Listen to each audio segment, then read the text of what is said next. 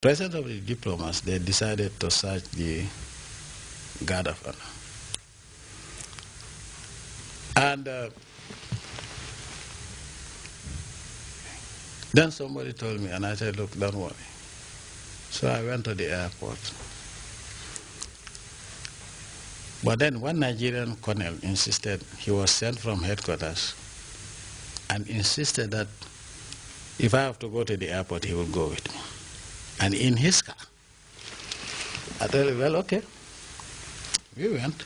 I had the pistol. So I came down, and then everyone others were looking at me, and I laughed. And they were very uncomfortable. My mission was to look at the situation and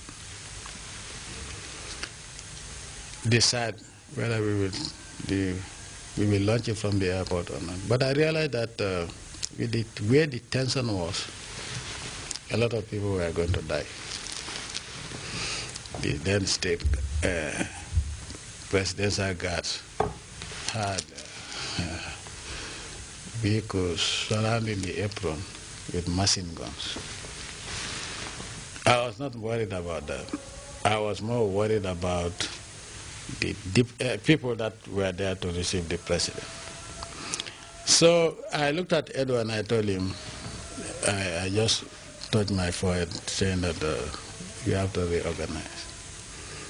But before that, what happened was the rest of the weapons were supposed to be sent in as soon as I was at the airport.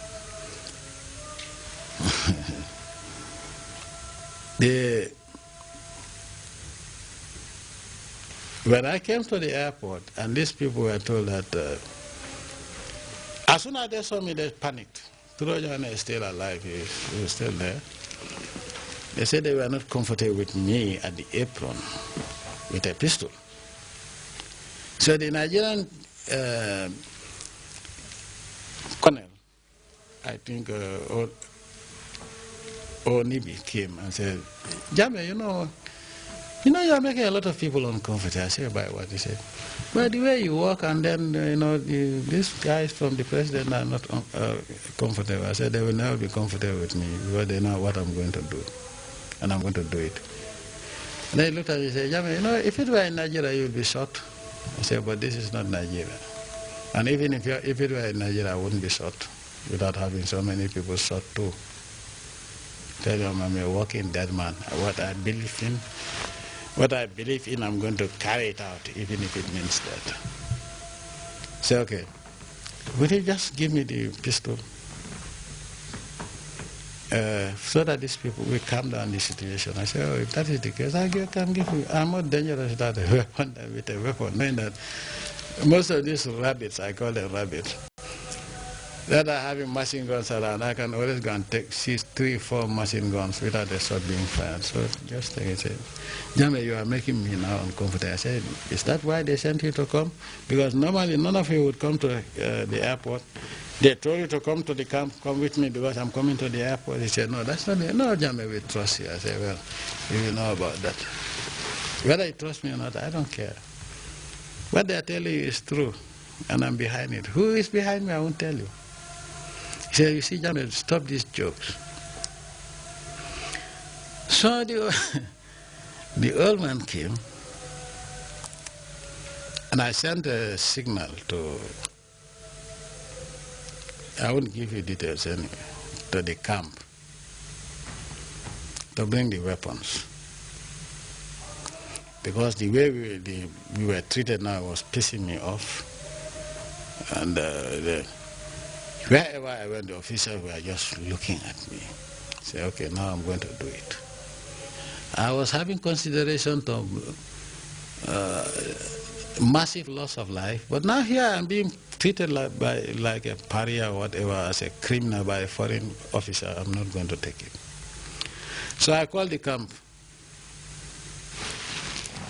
Fortunately or unfortunately, I couldn't get somebody who had the weapons to bring.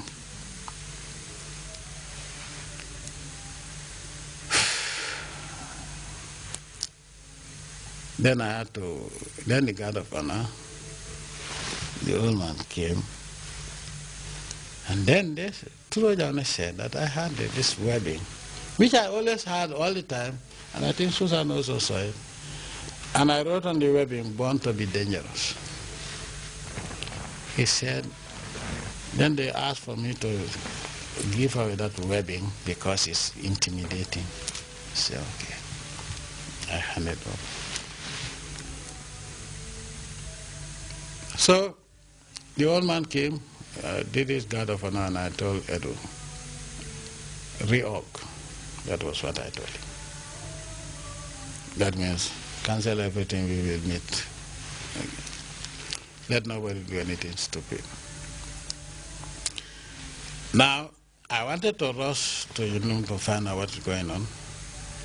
But then the old man, we allowed him to go because there was no way we could do it that without a bloodbath. Now, when I was coming, then I found a confrontation between the then called Presidential Guard and the soldiers that went on the Guard of Honor. And the soldiers, the state guard, so-called commanders were saying, "You don't get muna soap. Don't get one def dara dengen said." So I came behind. And then I didn't know that the Nigerian was behind to monitor me. Then I saw his vehicle coming. So I heard them talking, and then they were exchanging insults. So I overtook the military truck and I told them, just don't tell them anything. You just go back to barracks. But in their presence, I told the TSG that they are called them, saying, I'll come in for, what are you people saying? Oh, you said we wanted to do something. I said, no, sir, okay, you're Bokulosi. I go, yes, I'm part of the army, part and parcel of the army. And I tell them, and you are saying that, oh, we are cowards. Obviously, you know that I'm not a coward. So this is the most intriguing moment of the July 22nd. The 21st of July, we went to the airport. Only to realize that because we separated the ammunition from the arms themselves. And the arms were supposed to come one side, I'm there. They never turned up because somebody threw them in the toilet. So if we had launched the operation there, we wouldn't have had any backup. So then the same 21st, I came back to, as I was coming back to my residence in Bakau, the soldiers were crying.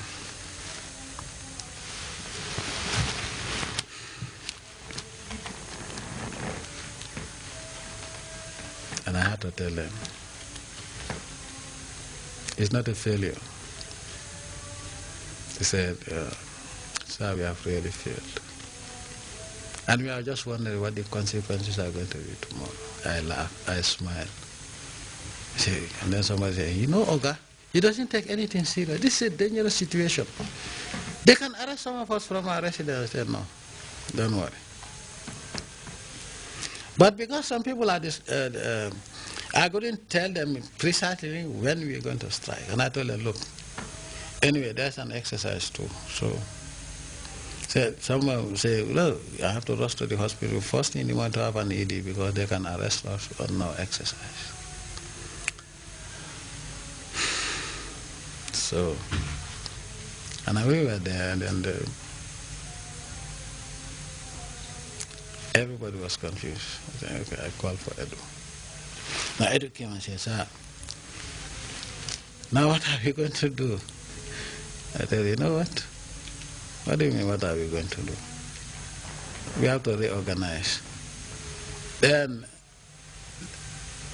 Warrant Officer Class 2, who ended up being general, came and said, as soon as he can say, Oga, reorg. Say, what do you mean? He said, you have to plan another 6 months. So I don't say what to do. I told him, I'll contact you whenever I'm ready. He said, what do you mean by when you are ready? Now all these boys are discouraged, they are going on. I told them, look, no. It has not failed, but I'll contact you. And I told him, so if you are sleeping with full battle dress.